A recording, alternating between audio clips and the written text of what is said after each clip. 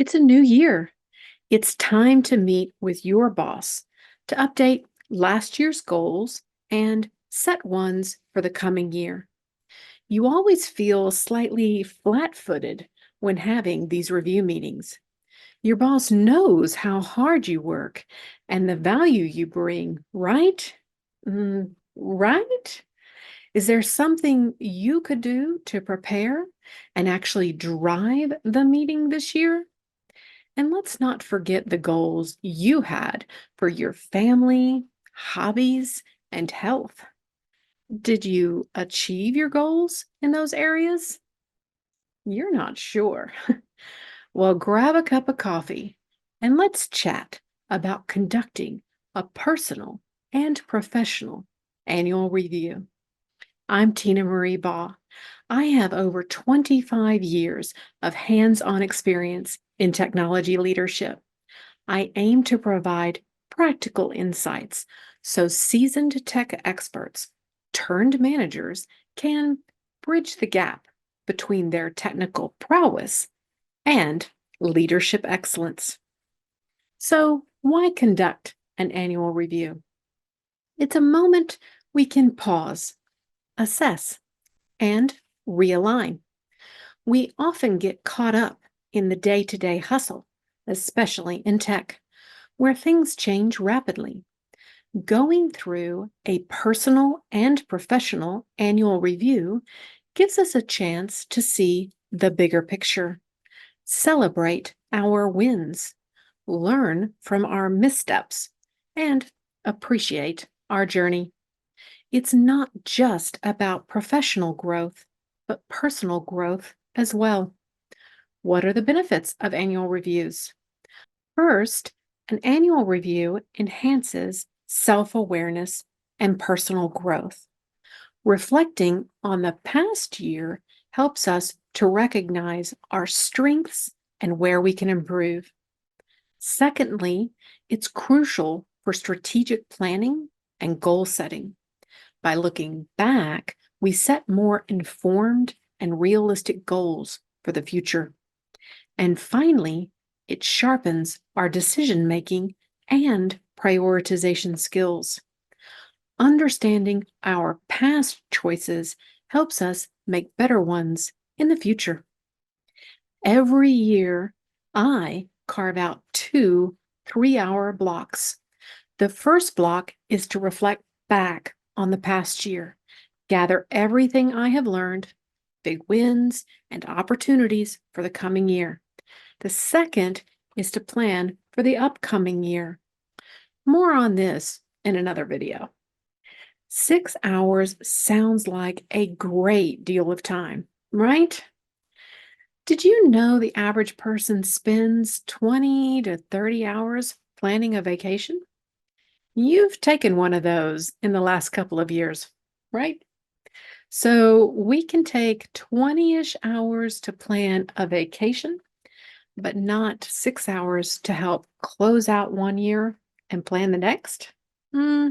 We both know it's possible to make the time for something if we believe it's important. The key here is blocking the time in advance. The first step in the annual review process is diving into your calendar. Looking back at your appointments, meetings, and significant events. What do these tell you about how you spent your time? Did you prioritize effectively? You're looking for trends, not one-off situations. This is not a time to beat yourself up. Look at this information as if you were investigating another person's calendar. For example, I perform at my best if I have 25 hours of meetings a week or fewer. I figured out over the years this average of 5 hours a day allows me to get other work done, stay on top of emails, huddle with team members and customers, and continuously stretch our thinking as a team. I looked back this year and absolutely did not hit that goal. I'm not judging myself for it. The work during this review process is determine what I learned so I can make improvements for next year. In my case, 3 positions were open most of the year. These are now filled. There are meetings that I was attending, which these people will now attend instead of me.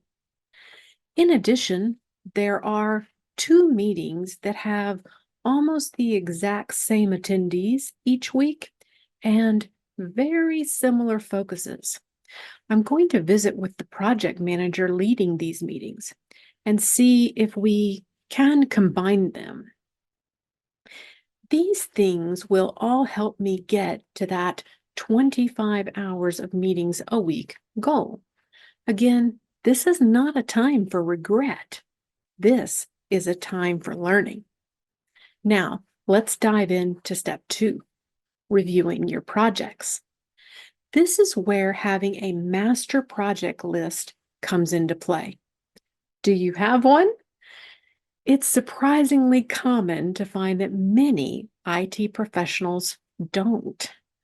Let's talk about why it's crucial. A master project list acts as your compass in the sea of daily tasks and responsibilities.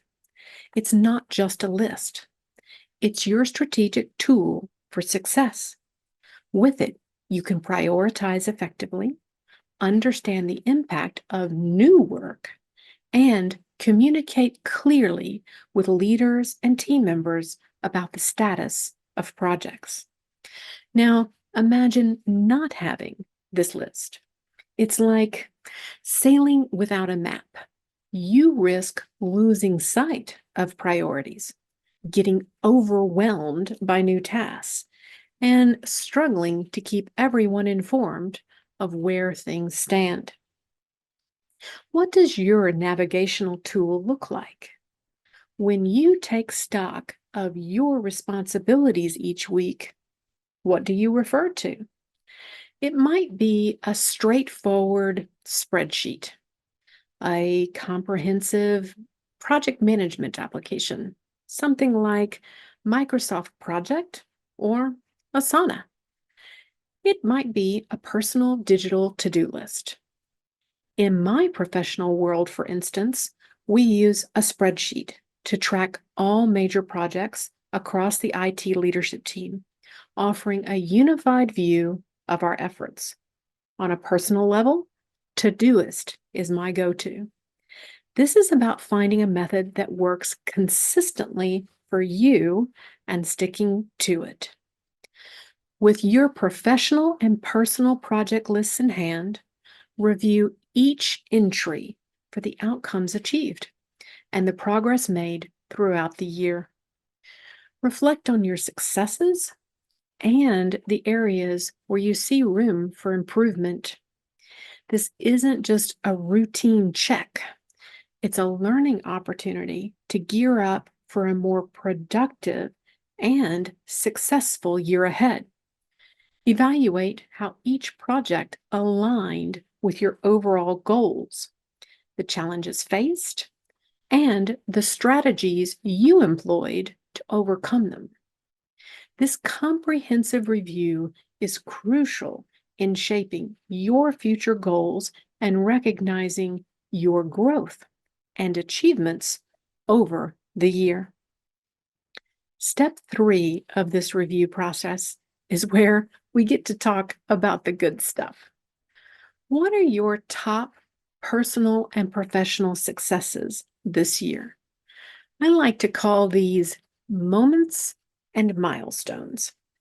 Not everything we accomplish is a typical achievement, but they're significant nonetheless and deserve recognition.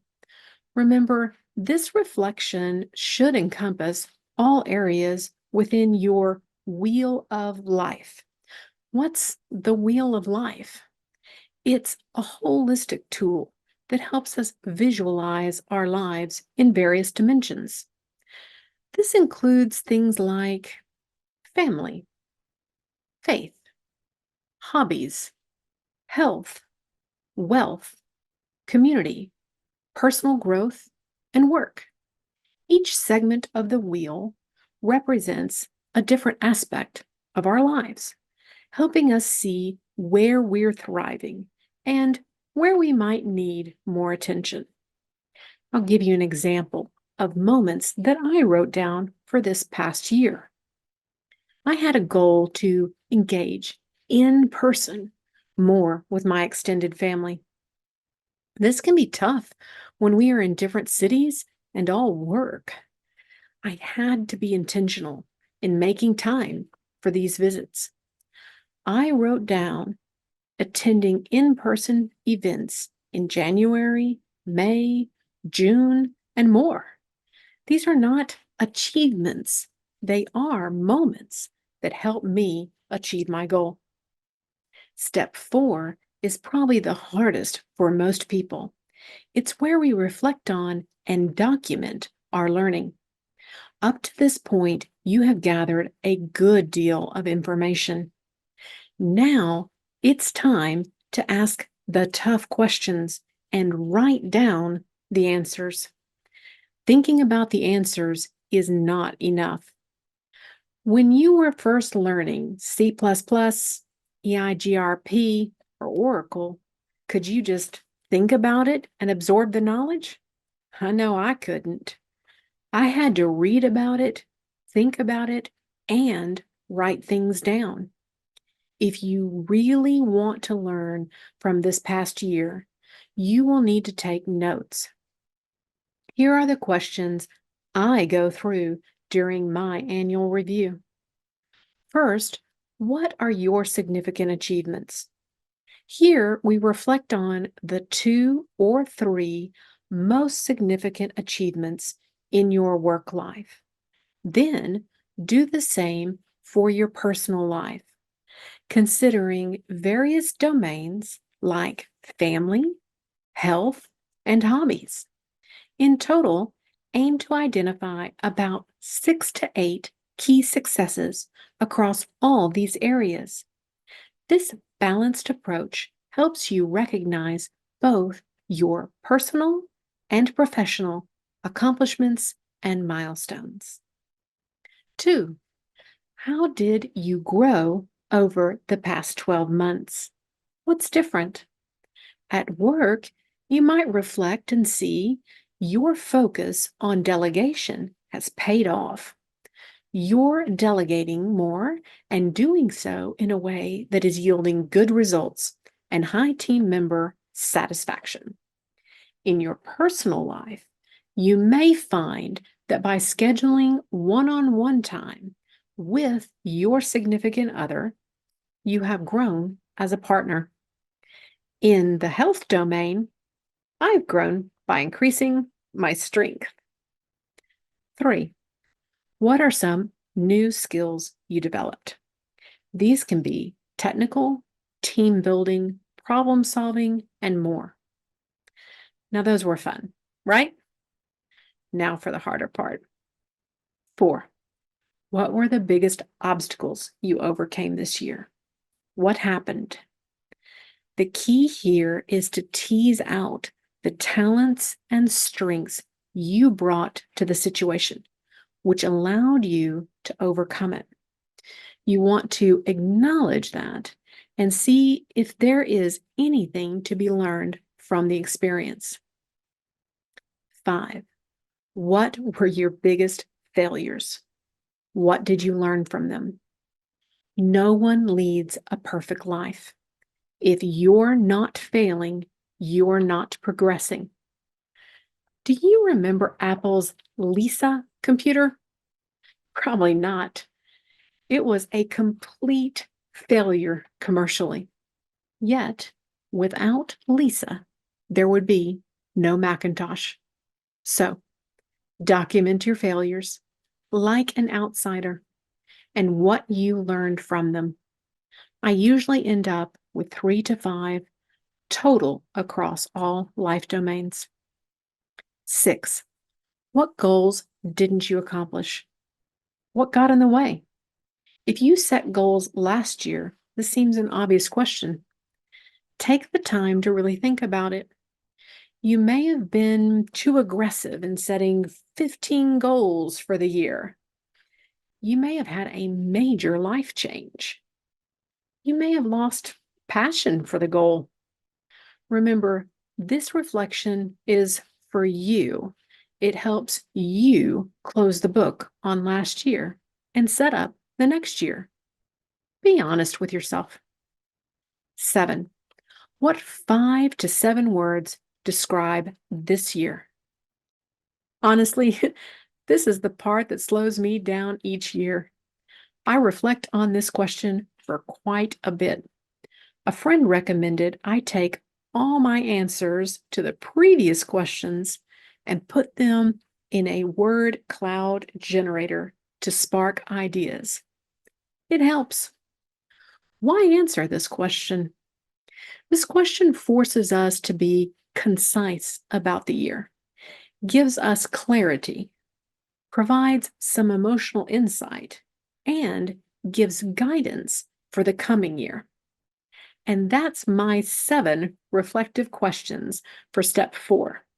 When tackling these questions, remember to write them down in such a way that your professional items are easily extracted from the reflections you have about your other life domains. Imagine how valuable it would be to share your work-related reflections with your boss. It could lead to a richer, more constructive discussion about your contributions for the year and growth areas. For personal reflections, this level of detail offers you a clear window into your own evolution over the year. So take your time, be thorough, and be honest. This is about understanding your true value and setting the stage for an even greater accomplishments in the coming year. Finally, step 5 of the process is to express gratitude. Who helped you this year? Recognizing the role of others in our success is key to being a great leader. This is not a time to stop and shoot off emails and write a bunch of thank you notes. This is a personal reflection of the people who have added value to your life and career throughout the year. You can certainly write down a task to send a note after the review if you would like. But this is a time of reflection. As we reflect on our gratitude, we gain a deeper understanding of our own journey, acknowledging the critical role others have played in our achievements. This realization can be both humbling and grounding, reminding us that our successes are often part of a collaborative effort. It broadens our perspective, highlighting how interconnected our professional paths are, and deepens our self-awareness, making us more attuned to the collective network that has influenced our career development. And there we have it, the 5 crucial steps to conduct a thorough personal and professional annual review. Remember, this process is more than just a retrospective look at the past year. It's a springboard into the future. It's about recognizing your growth, learning from your experiences, and setting intentional goals. Whether you're reflecting on your professional achievements, your personal milestones, or expressing gratitude, each step is an integral part of understanding where you've been and where you're headed. So, as you embark on this journey of reflection, remember to be honest, thoughtful, and give yourself the credit you deserve. Your journey is unique, And it's these reflections that will shape your path forward, making you not just a more accomplished professional, but a more fulfilled individual. Thank you for joining me today. And here's to a reflective, insightful, and successful new year. I hope you subscribe and watch our next video on how to effectively plan for the upcoming year. Until next time, innovate, inspire, learn, and lead. You got this.